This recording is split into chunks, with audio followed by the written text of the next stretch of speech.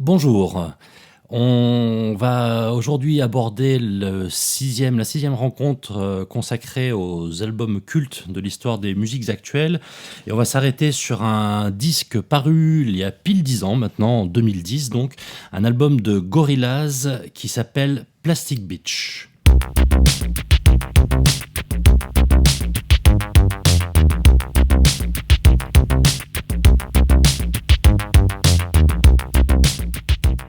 Alors, Gorillaz, c'est un groupe que tout le monde connaît à présent, qui est parfaitement identifié et qui a une histoire assez singulière, à vrai dire.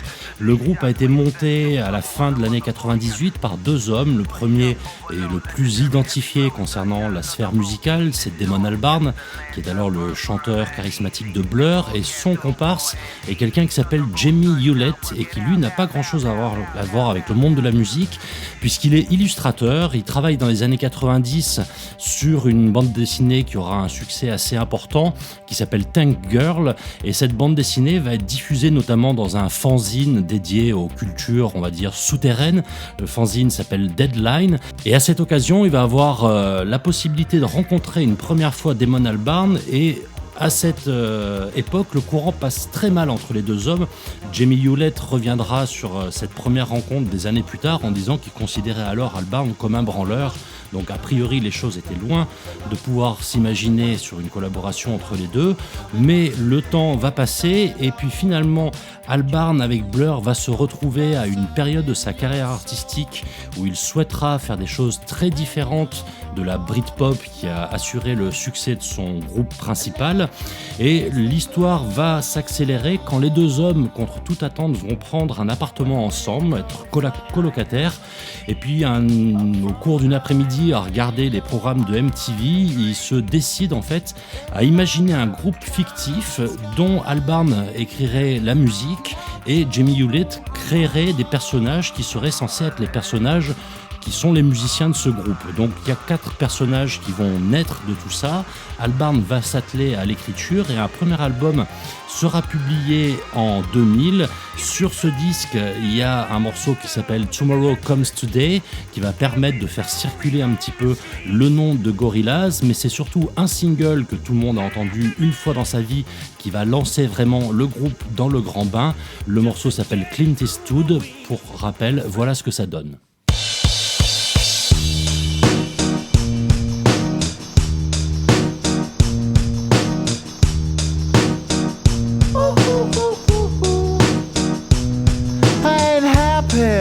I'm feeling glad I got sunshine in a bag. I'm useless, but not for long. The future is coming on. I ain't happy.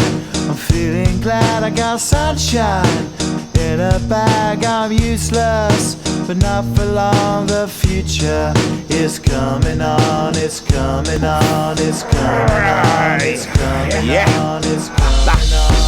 Finally, someone let me out of my cage. Now, time for me is nothing cause I'm counting no A's. Nah, I couldn't be there. Nah, you shouldn't be scared. I'm good at repairs and I'm under each snare. Intangible, bet you didn't think so I command you to. Panoramic view, look, I'll make it all manageable. Pick and choose, sit and lose, all you different crews. Chicks and dudes who you think is really kicking tunes. Picture you getting down in a picture tube, like you lit the fuse. You think it's fictional, mystical, maybe spiritual hero who appears in you to clear your view when you're too crazy. Lifeless to those, the definition for what life is. Priceless to you because I put you on the hype shit. You like it? Gun smoke, you're righteous with one toe. You're psychic among those, possess you with one go.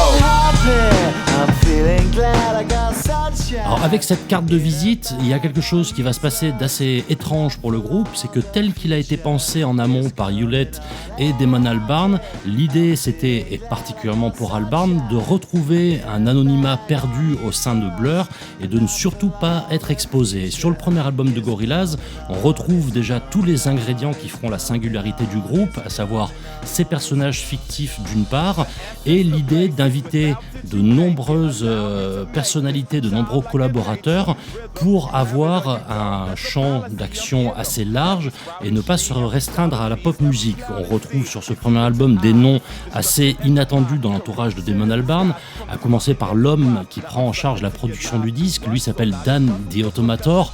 On lui doit notamment cette collaboration avec Prince Paul au sein de Handsome Boy Modeling School. Il a joué aussi dans Deltron 330. Donc il est vraiment lui dans la sphère du hip-hop. Sur le disque on retrouve aussi Ibrahim Ferrer. Donc là on est du côté de la musique cubaine. On y retrouve la bassiste et le batteur de Talking Heads. Donc on a vraiment quelque chose qui est du domaine de la collaboration large. Et en ce sens, Gorillaz va poser les jalons de quelque chose qu'on connaît très bien aujourd'hui, mais qui à l'époque, au début des années 2000, est assez rare, c'est d'avoir un principe de featuring permanent. Il y a évidemment quelques antécédents, on pense notamment à Uncle ou à Massive Attack, mais qui sont plus reliés à la musique électronique ou au hip-hop, mais pour la musique pop, c'est quelque chose d'assez rare. Et ça va marcher parfaitement pour le premier album de Gorillaz, qui va s'écouler à un peu plus de 6 millions d'exemplaires, et ça permettra à Albarn de renouer avec Blur et d'enchaîner sereinement avec un deuxième disque qui s'appelle Demon Days, où on reprend les mêmes ingrédients en poussant un petit peu plus loin la formule. Sur celui-là, on retrouve Nene Cherry, on retrouve MF Doom, on retrouve Ike Turner, l'ancien partenaire de Tina Turner, et le succès sera une nouvelle fois au rendez-vous, avec de nouveau quelques tubes assez marquants pour les esprits. Donc on arrive vraiment à une période sur la deuxième partie des années 2000 où Albarn tient la véritable formule qui va fonctionner durablement pour Gorillaz, et c'est dans ce contexte que va commencer à se mettre en place ce qui deviendra l'album Plastic Beach qui nous intéresse aujourd'hui, qui démarre par une pièce orchestrale qu'on va écouter un instant avant de revenir sur la manière dont ce disque a été pensé en amont.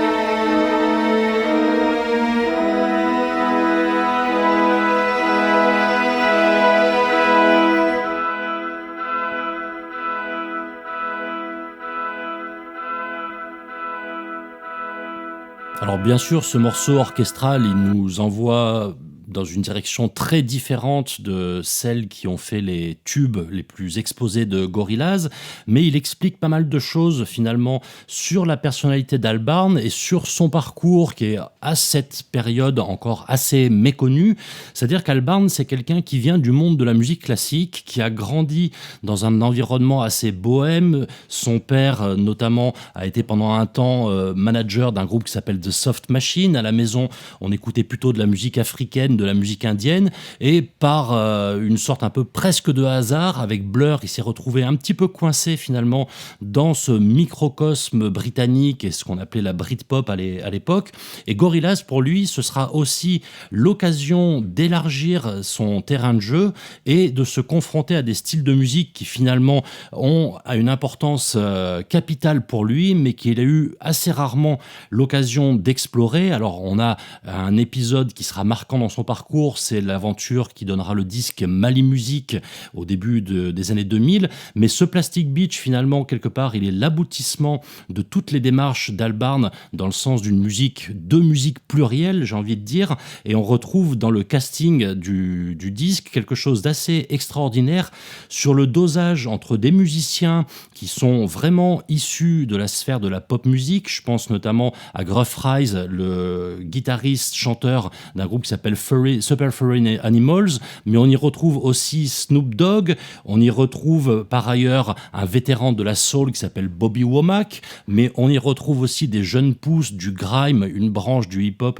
typiquement britannique en la personne de Kano. Donc c'est vraiment avec ce disque que Albarn décide de pousser dans ses derniers retranchements la formule de Gorillaz et notamment celle du featuring. Certains seront particulièrement payants, comme celui sur lequel on retrouve le mentionné Gruff Rise en compagnie de La Soul pour un morceau qui s'appelle Superfast Jellyfish, dont voici un extrait.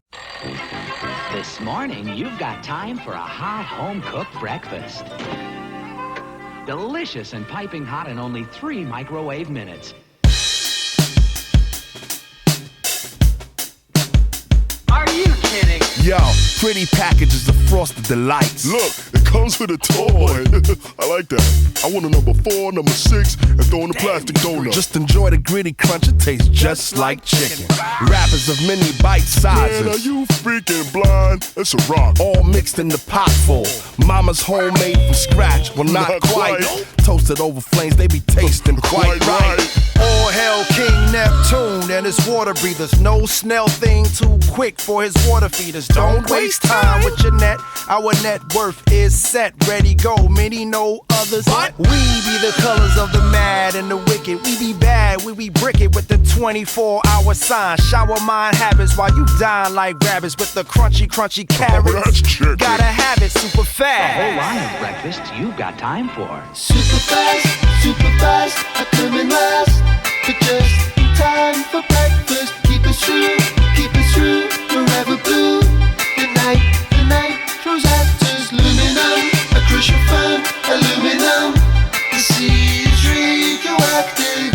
The sea is radioactive. All hail Alors ce morceau, il est très intéressant parce qu'il en dit long finalement sur le mode opératoire de Damon Albarn, en tout cas sur celui qui va appliquer à la musique pop.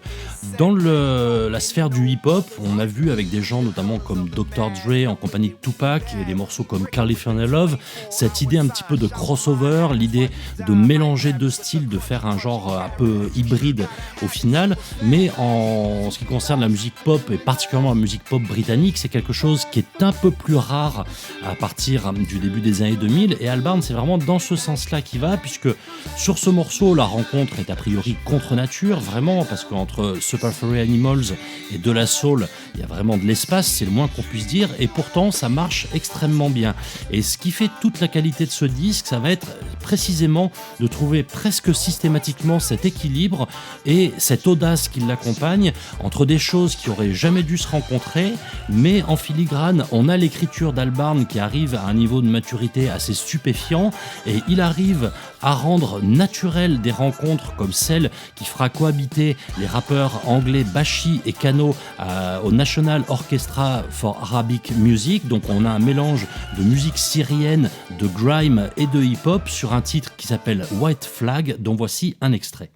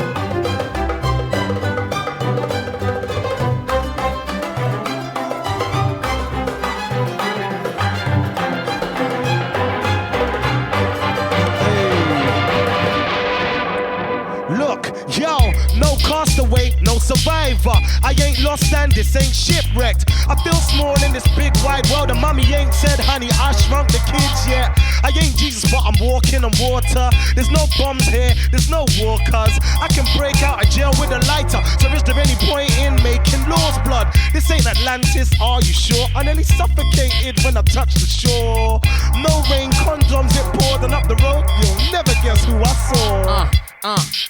It's K.A. Look, skip on the beat like Ollie in the gym. Honey, I'm home, this is where I wanna live. Just found it like Nemo on a D-Lo. I don't know if it's green but it's green though. On the other side of the fence, bind to the ends. Look, no vets, no stress, no rent, no superficial shit. This real foe, where the women look hot but the beach cold. And the speech goes like, hi little lady, sex on the beach, wanna try for a baby. Word in the village, I'm a little bit crazy. Swagger on 100 degrees, no AE. Look, if heaven had a VIP, this is it, white sand, blue sea. But I don't know who they are, and I'm damn sure they don't know me. But I come in peace. Cool, white flag, no war, no guns, no poor, just life, just love, no hype, just fun, no ties, just me and my mind, just me and my wife. But tell me if I'm dreaming, 'cause I Alors don't cet wanna album wake up de to it. Gorillaz, ce troisième album, ce Plastic Beach, finalement, il est intéressant aussi sur le fait d'arriver à faire cohabiter une jeune génération et des musiciens, on va dire un peu plus légendaires, en tout cas qui en ont le titre. Je pense à des gens comme Marky Smith, le leader de The Fall, qui intervient sur un morceau. On y retrouve également Lou Reed, l'ex-meneur du Velvet Underground. Mais l'apparition peut-être la plus marquante de ce disque et la plus inattendue qui soit, c'est celle de Bobby Womack. Bobby Womack qui est donc un soulman absolument légendaire. Il est en compagnie des Valentinos coécrit un certain nombre de morceaux comme It's All Over Now qui fera un énorme succès pour les Rolling Stones. On lui doit des collaborations aussi avec des gens comme Wilson Pickett, avec Sly Stone. De son côté, il a enregistré de nombreux disques aussi. Mais à l'époque où Damon Albarn commence à travailler sur Plastic Beach, la carrière de Bobby Womack n'existe plus, fin de compte, elle est terminée. Et c'est la petite fille de Bobby Womack qui est fan de Gorillaz qui va réussir à le convaincre de répondre favorablement à l'invitation lancée par Damon Albarn. Et donc Albarn va prendre le pari d'associer Bobby Womack à Mos Def et de ne leur imposer absolument aucune condition, notamment sur l'écriture des textes, de laisser libre cours à leur inspiration du moment. Donc on a quelque chose qui est extrêmement spontané. La seule condition étant de respecter malgré tout la trame du récit qui a été imaginé en amont par Albarn et Hewlett autour de ces personnages fictifs. J'y reviendrai dans un moment. Mais le résultat, en tout cas, de ce morceau qui sera enregistré avec le concours de Womack et de Mos Def est tout à fait concluant au final avec ce qui sera le premier single à partir en éclaireur pour annoncer l'album, un morceau qui s'appelle Stylo, que voici.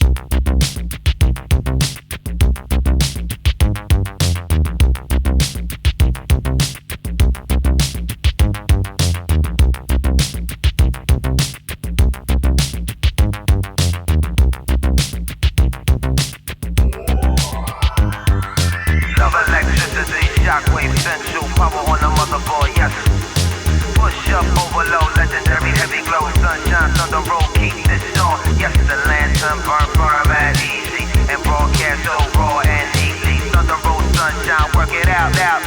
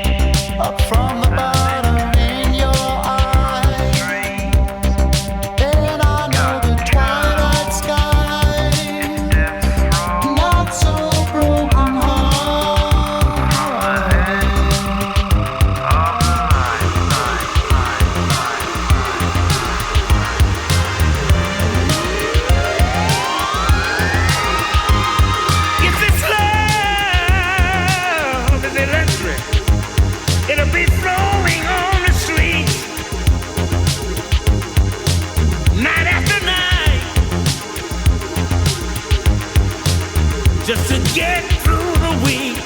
Sometimes it's hard. Right now.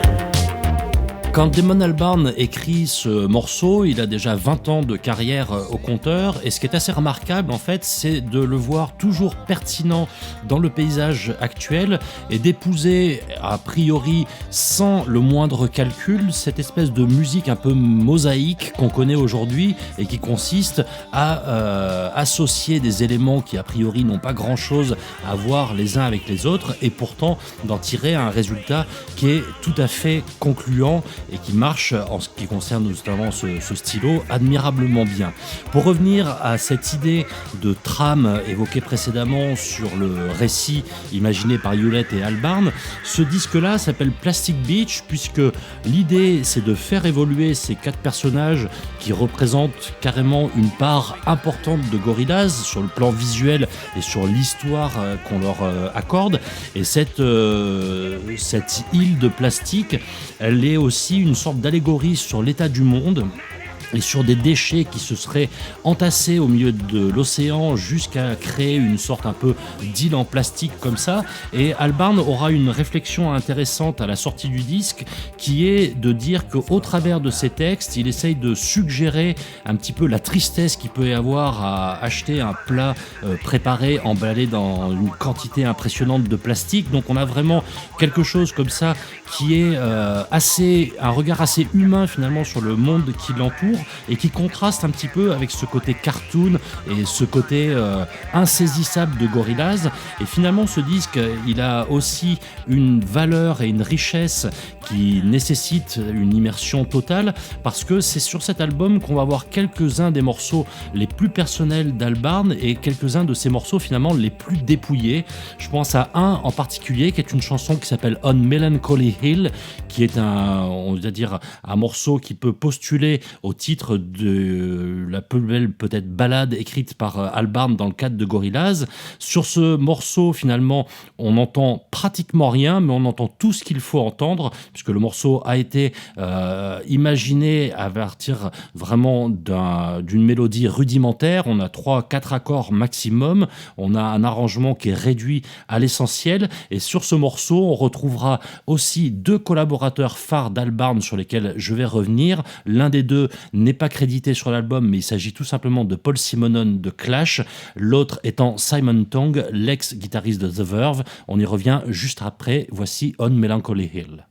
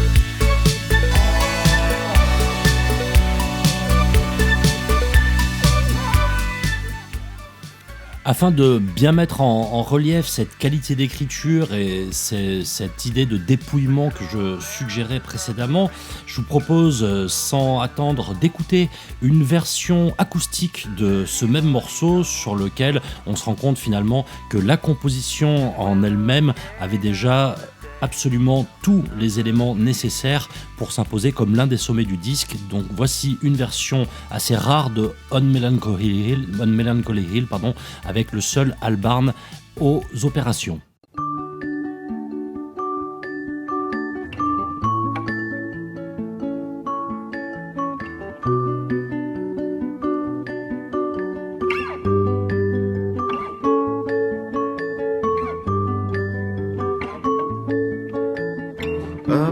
on Melancholy Hill, there's a plastic tree. Are you here with me? Just looking out on the day of another dream, where you can't get what you want, but you can get me. So let's set out to see love. 'Cause you are my medicine when you're close to me. When you're close to me. Mais pour ce qui concerne la version studio, ce sont donc Simon Tong et Paul Simonon qui ont rejoint Albarn, et on va voir sur ce même album la présence également de Mick Jones, donc l'ex-guitariste de Clash. Et il y a quelque chose qui va accompagner l'histoire du disque, mais c'est quelque chose qui restera de l'ordre du privé, ou en tout cas assez souterrain. C'est un premier désaccord qu'on va observer entre Damon Albarn et Jamie Hewlett, pour une raison qui est assez simple à expliquer. Initialement, Gorillaz est pensé comme un groupe fictif, avec ses 4 personnages cartoon et la musique écrite par Gorillaz. D'ailleurs, les premiers concerts donnés par le groupe ne feront pas du tout apparaître les musiciens sur scène. Ils joueront cachés derrière un écran sur lequel sont projetés ces personnages de Jamie Hewlett. À partir du deuxième album qui s'appelle Demon Days, on a un peu plus de place occupée par les musiciens, mais avec ce troisième album, tout va changer, puisque dans le backing band de Gorillaz, dans ce qui constituera le groupe de scène finalement, Albarn va se retrouver entouré avec Paul Simonon à sa droite et Mick Jones à sa gauche, donc autant dire la moitié de Clash qui est ressuscité autour de lui, avec un accueil critique assez extraordinaire pour Gorillaz, un accueil commercial qui ne l'est pas moins, puisque les 2 premiers albums s'accumulent quand même plus de 12 millions de pièces vendues, ce qui n'est quand même pas rien. Et petit à petit, il y a une tournée qui va commencer à se construire, qui sera le Escape to Plastic Beach Tour, et sur lequel Hewlett va se plaindre sur le manque de place accordée à ces visuels, au profit véritablement d'une sorte un peu de all-star autour de Albarn. Et c'est ce qui entraînera, c'est l'une des raisons en tout cas qui entraînera la mise en sommeil de Gorillaz pendant quelques années, jusqu'à la sortie d'un album qui s'appelle Humans. Donc cet album, il est en même temps l'aboutissement de tout le fantasme autour de Gorillaz, et aussi finalement l'idée de pousser dans ses derniers retranchements cette logique du featuring et de quelque chose vraiment qui est de l'ordre d'un énorme barnum autour des compositions de Gorillaz. Il reste malgré tout quelques morceaux qui sont aujourd'hui des classiques du groupe, et notamment ce Some Kind of Nature, gravé avec Lou Reed, et qui sera lui aussi interprété sur la scène de Glastonbury après la sortie de l'album.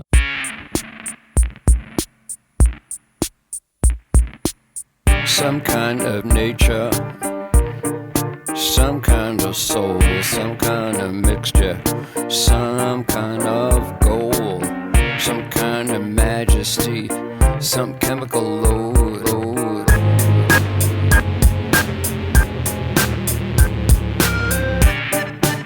Some kind of metal made up from glue, some kind of plastic I could wrap around you.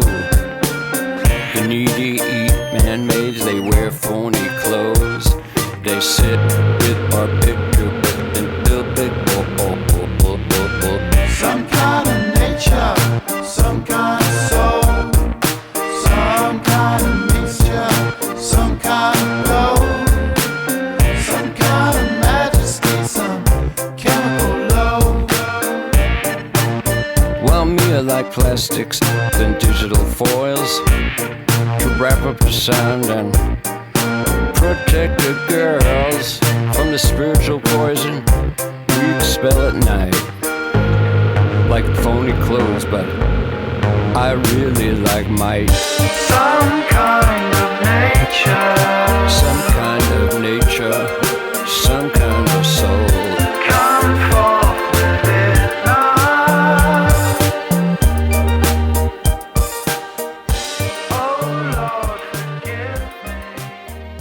Alors Là, on vient d'entendre donc Lou Reed qui intervient. Dans les chœurs, on retrouve de nouveau Gruff Rhys de Superfurry Animals. Donc, le nombre de personnalités qui interviennent sur ce disque, on peut mentionner aussi Little Dragon qu'on retrouve sur 2 pistes, est assez conséquent. En ce qui concerne Simon Tong et Paul Simonon, c'est bien évidemment des musiciens avec lesquels Albarn s'est associé précédemment avec un album qui est paru 3 ans plus tôt d'un groupe qui s'appelle The Good, The Bad and The Queen, et dans lequel on retrouve aussi Tony Allen, l'ex-collaborateur de Fela Kuti. Donc bien évidemment, sur Plastic Beach, on a quelque chose qui est un sommet de la carrière d'Albarn et une période qui permet de mettre vraiment en relief toutes ses collaborations et tous les projets qu'il a menés entre Blur, Mali Music, Gorillaz, The Good, Bad and The Queen. Suivront bien évidemment d'autres choses, notamment ce Rocket Juice and the Moon,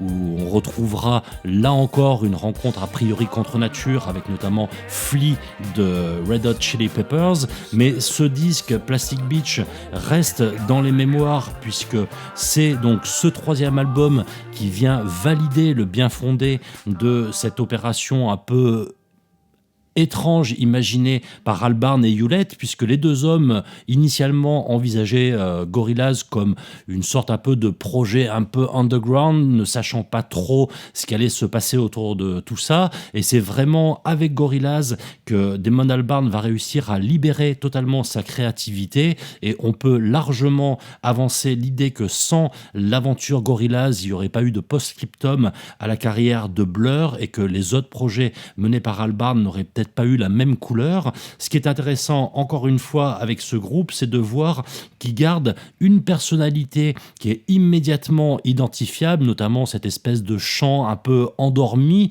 et qui reste maître des opérations. Et quelque part, Albarn, dans une certaine mesure, s'est positionné au sein de Gorillaz comme une sorte de metteur en son, mais au profit de compositions qui sont, elles, pour le coup, tout à fait sophistiquées, comme celle dont je vous propose d'écouter un extrait maintenant d'un morceau qui s'appelle Rhinton's Eyes.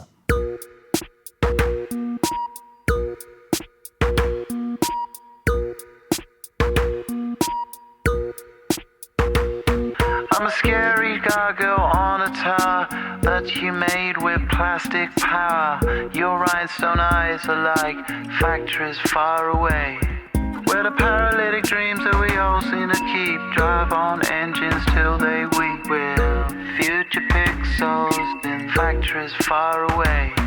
So call the mainland from the beach. Your party's now washed up in bleach. The waves are rising for this time of year, and nobody knows what to do with the heat. Under sunshine pylons we'll meet while rain is falling like rhinestones from the sky.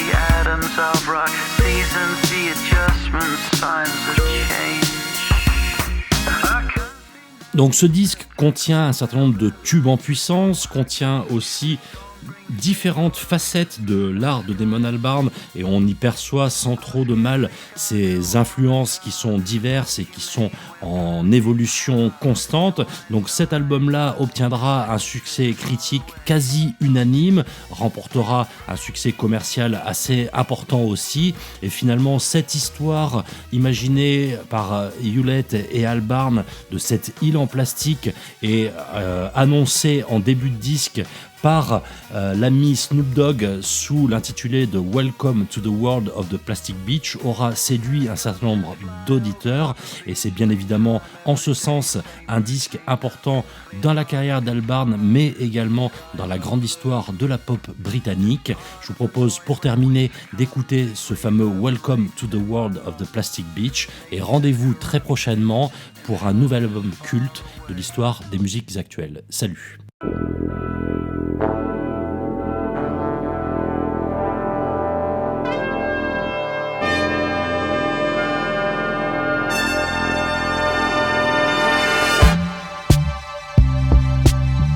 in the Boss Dog, Planet of the Apes.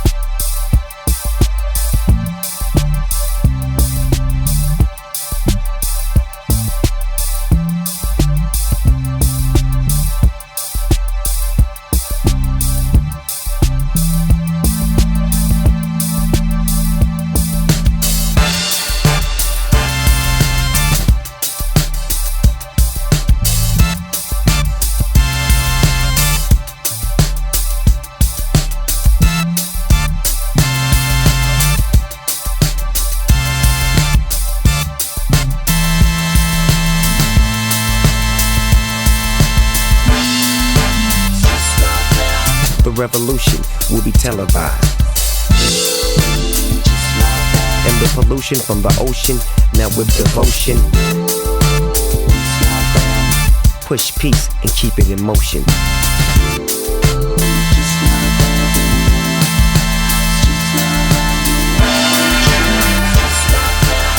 Kids gather around, yeah, I need your focus. I know it seems like the world is so hopeless. It's like Wonderland.